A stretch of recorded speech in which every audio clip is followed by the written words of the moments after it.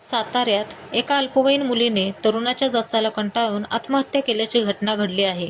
मृत तरुणीने याआधी या तरुणावर गुन्हा देखील दाखल केला होता. या घटनेनंतर तरुणाला अटक झाली होती. या अटकेनंतर जामिनावर सुटका झाल्यानंतर तरुणाने पुन्हा मुलीला त्रास द्यायला सुरुवात केली होती. याच त्रासाला कंटाळून मुलीने आत्महत्या केल्याची घटना घडली आहे.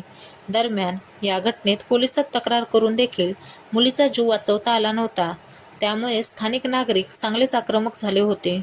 मुलीच्या आत्महत्येच्या घटनेनंतर स्थानिकांनी साताऱ्यातील पोवई नाक्यावरील रस्त्यावर उतरून रास्ता रोको आंदोलन केलं होतं.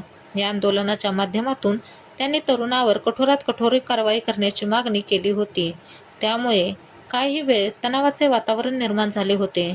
यावेळी पोलीस आणि नातेवाईक यांच्यामध्ये झटापट देखील झाली.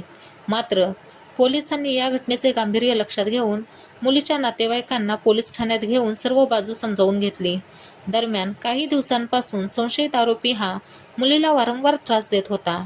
त्या त्रासाला कंटाळूनच या मुलीने आणि तिच्या नातेवाईकांनी या तरुणाच्या विरोधात पोलीस ठाण्यात तक्रार दिली होती.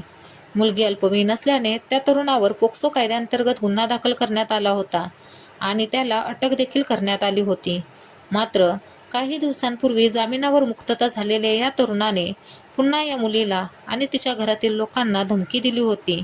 या धमकीला घाबरून अल्पवयीन मुलीने आत्महत्येसारखं टोकाचं पाऊल उचललं होतं. या घटनेनंतर स्थानिकांमधून संताप व्यक्त होत आहे. अल्पवयीन मुलीच्या या आत्महत्येच्या घटनेची नोंद दहिवडी पोलीस ठाण्यात करण्यात आली आहे. सध्या या प्रकरणाचा सखोल तपास पोलीस करत आहेत. या प्रकरणात काही त्रुटी आढळल्यास कमेंटद्वारे नक्की सांगा.